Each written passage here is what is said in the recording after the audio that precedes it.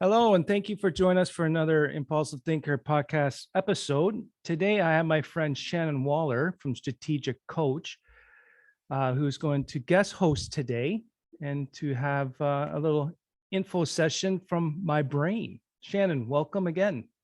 Thank you. This is fun. I love interviewing on podcasts. I do it a lot on my Team Success podcast. So it's really nice to have you as a guest. It's your unique ability for sure. I really like the style you do it and how you can pull stuff out Thank of you. I people. love that. So I'm super excited about the topic we're covering today, which is you. So you were undiagnosed ADHD for 41 years. That's Yes. that's a long time. That's a lot of time. Analogy I used last time was throwing spaghetti against the wall, Yeah. seeing what sticks. It's a long time to throw yourself against the wall and not have the language that we talked about as being a tool before. So what was the impact of that on you? It's almost like a before and after. So what was life like before versus after for you personally? And I'm curious about your family, your team, because just knowing, having the language for it. Diagnosis actually means it sounds like it's a bad thing. I actually think it's a bit of a superpower. Mhm. So, but having the explanation, what difference did that make to you beforehand versus now? Well, beforehand, I had one speed. It was all in 150 miles an hour, and my slowest speed was 149. Right. I love Always had that. to keep going, always on the go, and being in. And I was I'm a hyperactive adult also, which is also rare. So not only physically but mentally hyperactive. And I had to keep going, and I ended up hyper focusing on my career and my companies and ignoring. Well, actually, the hyper focus made it appear I was ignoring everything else, and I missed out on a lot of things. So I don't like to use the term ignore other things. It's just I missed out on a lot of other things. What's one or two of those things that I don't want to say, I don't like the word regret. No, but at the time that caused you some pain. What are a couple of things that you feel like you missed out on? Lost time, free time with friends and family. Mhm. Um, you know, Especially in early on in the marriage where I spent a lot of time away at work. I was on the road a lot. Um, and My wife being home alone many days, many hours, which it could have, instead of going home and then doing more work, I could have gone home and just hang out more. Thank God for her sticking around, because in a way there wasn't a lot of time spent together. Um, but uh, but that was the biggest thing for me, and then which also explained the not being able to fit in certain areas, and then the character that I ended up playing, which masked my abilities, masked my differences, and then masking certain symptoms so I can fit in. Mhm. um I was an expert at playing that character. It's such a good point, and I think that's very translatable, Andre. That when you know try to, well, you not even try, you are really good at fitting in, and you called it a mask, but we're really good actors, Mhm. right? And so we have this way that we present to the world, but people have no real sense of what's going on behind the scenes. It's like there's a big front stage, like a play or a Yeah. show, and people have no idea what's going on backstage, and we pretty much don't want to tell them because we think they either never get it, be horrified, be super confused, judge us, who knows what we're worried about, probably all of the above. But that's such a good point. But then that takes a lot of energy, doesn't it? Oh, stupendous amount of energy. Exhausting. um you're always, your mind's always going on, how you should behave, how you should not, what you should not be doing. And then a lot, and in a way it's almost shame that I'm hiding my true self. I've always known that I was just like, I know, what I've always known, what I do well, and what I do is different, and if I do it my way it'll get to the solution quicker. But I couldn't communicate it, Mhm. explain it effectively. And then that being quashed all the time is very hard on the self-confidence. So, the self-confidence was non-existent, and it was all based on what the wrong crowd. I learned, once I'd removed that mask, I started realizing I had tunnel vision. The tunnel Mm. vision was only based on what other people thought would be best for me. So did things start to shift when you started to really tune into or pay more attention or give more validity to what was true for you, like your own authentic self, and stopped listening as much, or turn down the volume on those other voices? Did things start to shift then? Yeah. Like for 18 years, like you got the same passion as like I've read every self-help book out there, taken every assessment. Like the Kolbe and Strengths Finder was a definite big one. Yeah. This was all during undiagnosed times. And they really spoke to me and told me, like, yeah, it validated me. But at the same time, I use those to say how I can not use those as pronounced or as intense so I can fit in. My therapist says, yeah, you've been doing all that, but that was to figure out what was wrong with you and then to try to correct it. But once I got my ADHD diagnosis, that was that final puzzle piece. Like all that 18 years, I had the whole picture of me. It's all there mapped out, but there was just one little thing that just kept everything off balance. And that was the ADHD and the Asperger's diagnosis. That is such a good description. Like, it's the last puzzle piece. Yeah. Brilliant, Andre. I love that. Okay, so this had, I know we also want to talk about like how it impacted your family. And by the way, your story of how you were on the road and away is so typical of all entrepreneurs.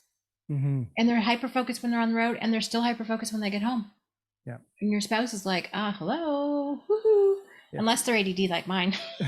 Physically there, but nobody home, right? Both my husband and I are ADHD, so it actually kind of works out. We let each other be a lot. It's kind of funny. Although it did take us 6 years to actually even decide to get married, so we were a little slow on that one. But I think we didn't have a deadline, which is kind of funny. But so let's talk about, like, you actually recognized that you didn't fit into the traditional environments for your industry. Mm-hmm. So you created your own gig. Yep. Brilliant. My rules, my game. My rules, my game, which means you can win your game. You're not going to win by someone else's game by playing by their rules. Create your own. Dan Sullivan would 100% sign up for that. But what was the impact on your team before you had the final puzzle piece? What difference did it make for them? When I was undiagnosed, like I said, I had the one speed, and I created pressure subconsciously, so my ADHD brain can always be firing on all 2,000 cylinders. So, and then with my resistant follow through, where I like randomness rather than structured processes, I changed go in, say, oh, I decided I want to do the project this way, and then 2 hours later change another way, or wait. One way to create pressure is to delay to start a project, because now there's urgency. It makes it a little more interesting how I can solve that creatively quicker. And if my team wasn't in sync with me on that, most likely because I never really told them what my plan was, then I get frustrated with them. Yeah. And they would probably be pretty frustrated with you too, I would imagine. Oh, they were highly frustrated. So, and then with that, one of my ADHD disorder or symptom is emotional dysregulation. Right. Yes. So I would actually, kind of explode from time to time, and on 9 times out of 10, they didn't deserve it. It wasn't them. It was all me. Now that, now I look back and reflect, it's all created. And here's the biggest thing. Once I joined strategic coach, I was a rugged individual trying to break through that ceiling complexity, building a team. Coach did exactly what they promised to make me more successful, have more time off. But then the company was self-managing. Right. It was fantastic, right? Woohoo, it's what I wanted. Yay, yay, yay. But I got depressed because now it was boring. I was going to say, you got bored. And boredom is like, bored. So, we are allergic to being bored. We will make messes. We light fires. We become arsonists. Oh, and that's exactly what happened. I lit a lot of fires. I lit a lot of fires of projects I lost clients. I lost good staff because I started sabotaging to have emergencies to solve. So you would have stuff to do. Yeah. So got a little frustrated with all that, but that's how it affected the team, and the communication was poor. And then a lot of it is for me, I got certain ways I like to receive information. When I'm in a hyper focus mode, to be interrupted. Like for me, I need a really clean desk space. So I find that's noisy. Clutter Yeah. is noisy to me. And for you to just drop a file on my desk when I'm not there to review, it throws me off. Throws me off. So I need, and then I structured having an inbox, a certain area, reduce distractions. For me, the biggest thing was I actually had an office outside of our main team room. And my excuse to do that was because that I distracted everyone too much. Mm. But in reality, what it was is my brain going, you need to be away from distractions so you can focus on what you needed to do. But I always use the excuse. I was always, I'm helping them reduce me, because if I'm bored, I'll go and distract them and everything. But to physically be away and separated also help staying focused and doing certain things. Okay, I am dying inside because I have all the tools I have created. I didn't even know it until this very moment.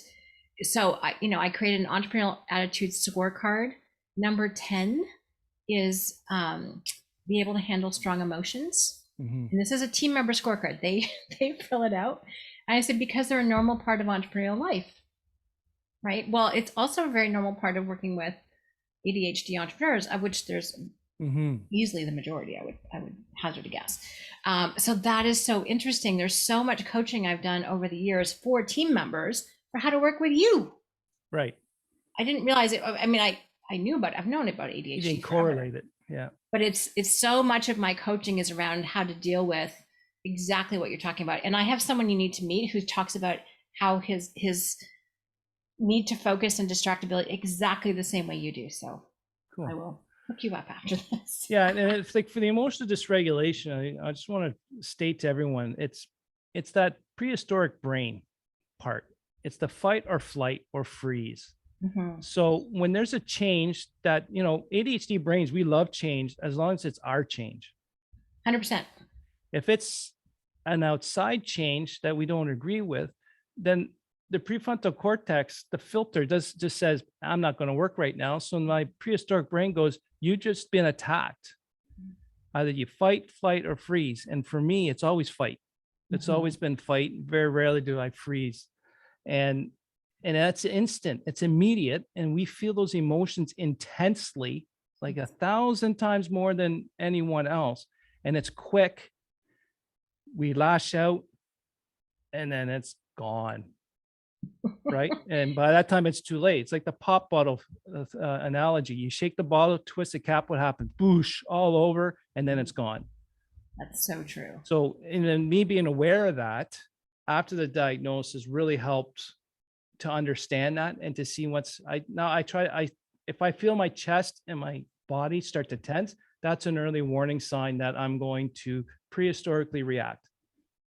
See, I love that you've got physical cues in your body about that, because if you think about it, it's all chemical signals, right? That's happening. There's chemicals being released by your brain into your nervous system, out through your body.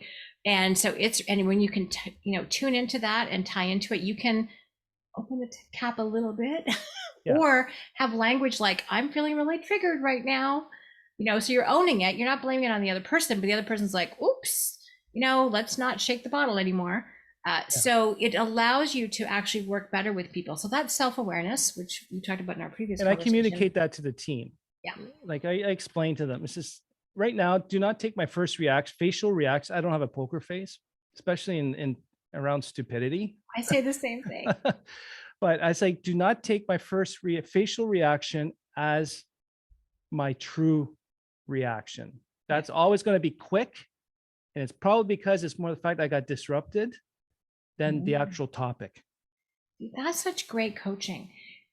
Yeah, there's a whole bunch of people I know. Most of us are terrible. We're good actors in one sense, but when we're in our own environment, we're terrible. Like our face shows everything. Especially if I'm into something I really was enjoying. Oh, 100%. The other thing that we haven't talked about yet. We've talked about Colby, which is how you strive. We've talked about the emotional dysregulation that happens, which is how you feel. There's the other part of this that I think is actually really important, especially with regard to you, Andre, is the cognitive part. Mm-hmm. You have a fast brain, ADHD or not. You have, people who are really, really, really bright, this just exacerbates everything. Yes. And so it's like you add super high intelligence to this super fast, response, and need for high stimulation and need for a very particular environment to protect you. It's a force, right? Yeah, And I think we don't talk about it. I used to think everyone was kind of the same, but at Coach, we profile for personality, for striving instincts. And if those are like checked off and they're the right fit for the role and the person's not succeeding, there's only one thing left. And that is mental horsepower. Like, I guess it really does matter. So then we finally started testing for that.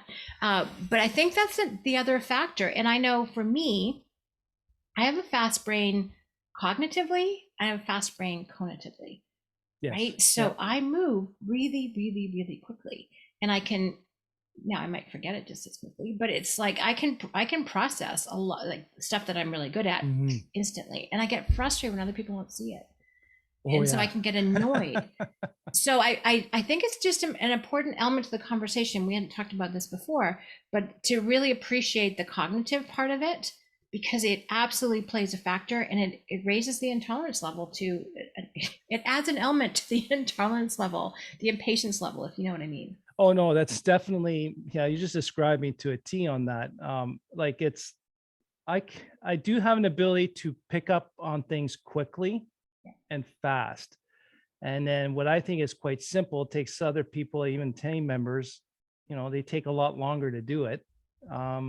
And I get frustrated with that, impatient. It's more impatience than frustration, but I've had to really check the box and say, hey, I process things quicker. It's not that I'm smarter, it's just I'm able to process it quicker. But other people take longer. And like I remember this one project I just did, customer's crane got shut down. I went to site, I figured out the solution. I wrote this big report for the Department of Labor and the customer, and my engineering manager, now engineering partner, he just looked at me. He goes, how long did it take you to do this? I said, I just did it I did the whole job like in 4 hours, including site time. A 5-page report, full description on how to use the system that I just designed. And then he was like, oh, because that'd be like a 3-day report for me. So, and that's where when I first started my company, I was always basing my fees based on how quickly I did it. No, not time and effort, my friend. No. And then when I got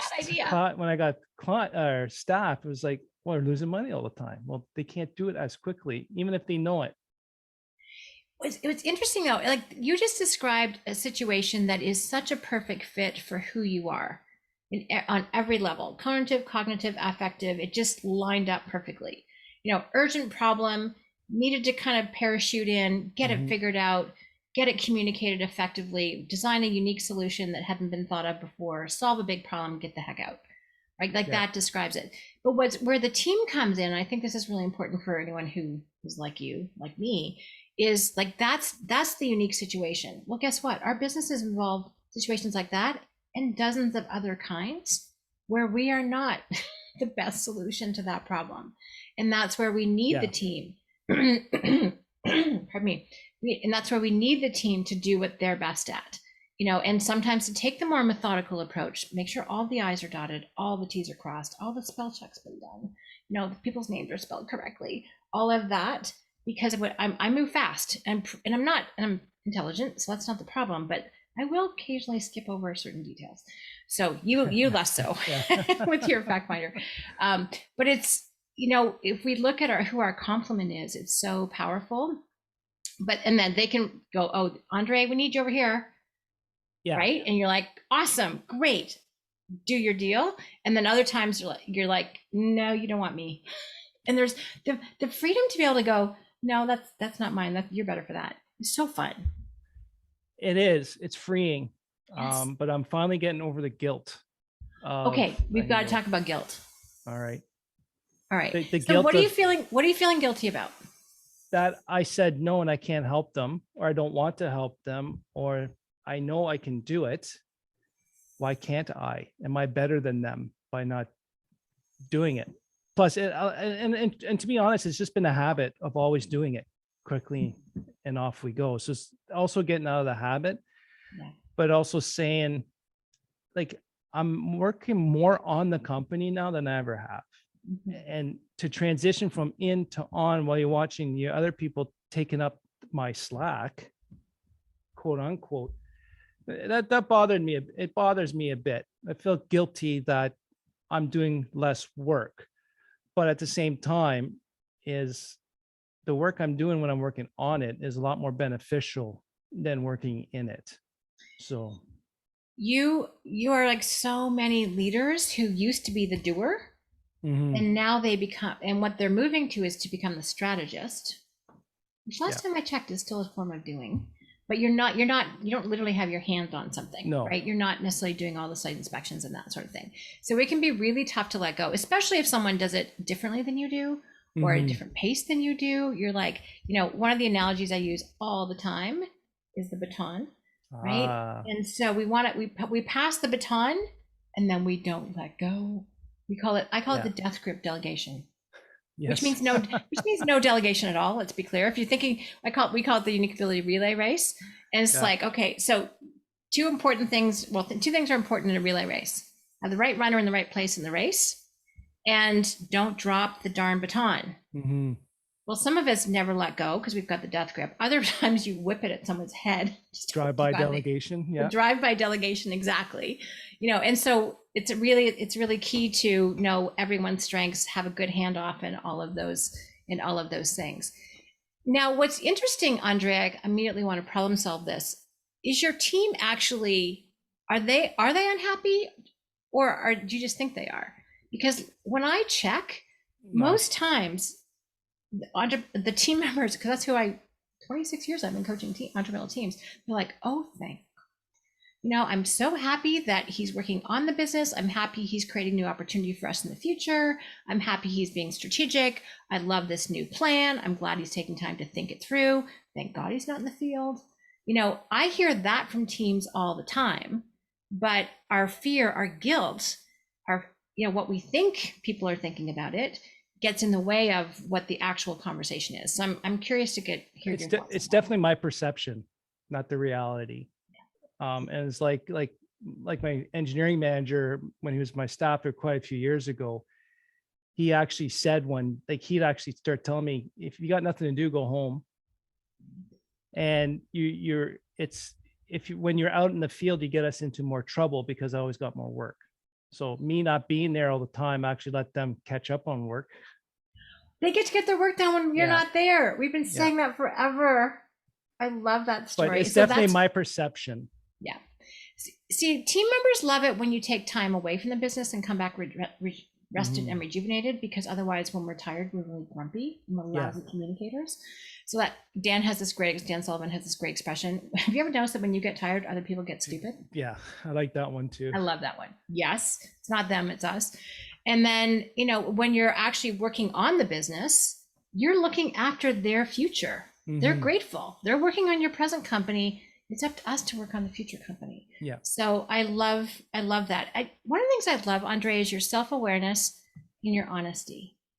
Thank you. You're very authentic. You're very trustworthy from that regard, because it's what you see is what you get. You're kind of, you don't need to hide. You don't need to pretend. It's there. And for the right people, you're a dream to work with Thank you. because of all of those things.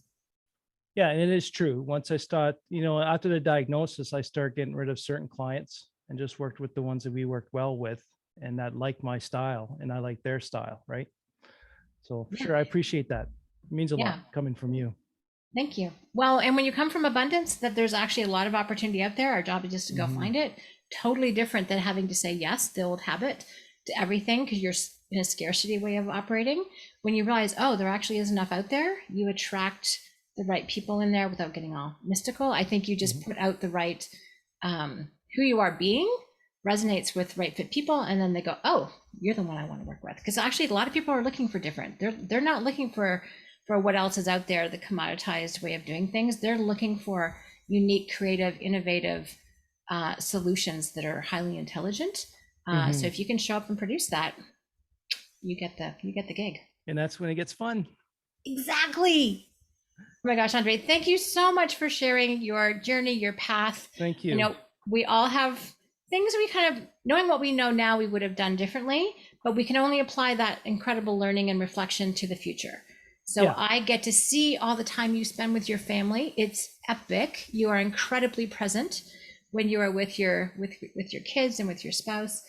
So I know that you have absolutely put those lessons into play, and I can hear how happy you are and happier you Yeah. are with your clients and your team. So kudos on all of your growth and how you've applied that for a better Yeah. future. Thank you very much. Yeah. It's, I got over it's, you don't want to feel regretful of the past. But at the same time is what I missed out on the past, I'm doing now. Yeah, Right. you're And making then, sure you're not never going to miss it again. In fact, you've done the opposite. yeah. And then what a friend of mine told me a long time ago, your kids don't really remember in the past that you're working on their future. Mm-hmm. Right. If you're always gone because so you can have a better life, they don't remember that. They just remember that you were not there. So, Yeah. with my two kids right now, it's over the last 8 months, I'd say a lot more present. The emotional dysregulation is under better control. We're going deeper. It's a deeper relationship. We actually had our first holidays solo, each on their own for a week away from everyone else. So we had I know. two separate trips with that, and that was really good bonding. So Well, I was going to say, you take one-on-one trips with your kids. I was I was just about to jump in with that, and it's amazing. And I remember my trip. I can tell you all of the individual trips I took with my dad. They are some of the most meaningful experiences of my life. And so the gift that you are giving, you could have just been the typical, if there's such a thing, person who kind of is half present everywhere, and not missed out on some of those things. But because of your experience from before and your intentionality and your consciousness and your awareness now, you are all in 150%. And so they get all of you. And I have to tell you, those will set them up for incredible lifetime memories and experiences. They're going to take those lessons, the quality and quantity time you spend with your kids into their futures. You'll have a much bigger impact than you even possibly could know. So I admire and respect that very deeply. Thank you. All right. We talked about the emotional entrepreneur. One of the common things that you coach team members is how to deal with the emotional entrepreneur. Yeah, make it normal. Yeah, it's a lot. It has to do with our emotional dysregulation, our prefrontal cortex not filtering, and our fight and flight prehistoric brain taking it as an immediate attack. So check yourself, listeners, if that's something you find, if it resonates with you. Yeah. I just quickly add, entrepreneurs also, because they're not conforming to someone else's way of doing things, they tell their face. You may or may not like what you see, but they're honest and they're transparent about that. And that's a gift. I love not having to guess how Dan and Babs are feeling. People know how I'm feeling pretty instantly. So that there's a huge plus side of that. It's not just a bad thing. Yeah. When I do interviews, I don't play the persona. What you see is what you get right now. And I let them know how I work and what I expect from them, and then they can go home and realize if this is a place for them to work, because I don't want them to say, well, actually it turned out it's not a good place because you lied to me in the interview. That never happened. No, this is never. What you get. The other thing too is, like we talked about, and I think it's be very key to the listeners to realize that it's your perception of what you think the team is thinking that you're not around, and in reality they probably want you out of the office more so they can work, and then that you can work more on the company, and they prefer that. And they actually, they appreciate that because they know that when you're bringing in more work, they have a livelihood and they're relying on you for it. And then the one-on-one trips with kids, if you haven't tried it, I highly recommend it, because I'll tell you, it's definitely, I still thinking about it. My girls still talk about it, and it's been a few months already. And I know they'll stay with them. So if you've heard anything that you want answered, or if you want to give me your thoughts on what we were talking about, please send it to me at the questions@theimpulsivethinker.com. I do want to hear from you. And if you got any other ideas or recommendations on show topics or guests, I'm open to ideas all the time. So Shannon, As always, thank you very much. Never a dull moment. Now my brain is mentally fatigued after our conversation, and in a good way, because it's always complex intellectual conversations I always love. So I appreciate your time. And if you want to learn more about how to succeed with your team, I highly recommend you go find on Apple Podcasts, wherever you get your podcasts, Shannon Waller's Team Success Podcast. She's a lot of tips and tricks, brings on a lot of entrepreneurs. It's a highly recommend you listen to that too, and to learn how to delegate to your team and how to use your team effectively and support you. Thank you, Andre. It's I love these intellectual conversations too. They're super fun, and there are some really useful resources on like how to communicate that are free download at yourteamsuccess.com. I just wanted to throw that in there in case anyone wants to understand how to give and receive communication effectively, that kind of thing. I'm using it with the new hire that I'm starting with next week. So it's one of those things that if it's just great to have some tools, how to have an entrepreneurial attitude for your team. All of that is available as a free download. So yourteamsuccess.com. All right, I'll put it in the show notes too. Thank you very much for sharing that gift for us too. Thank you, Shannon. Thank you, Thank Andre. you for listening, everyone, and we'll talk to you soon. Take care. Thank you.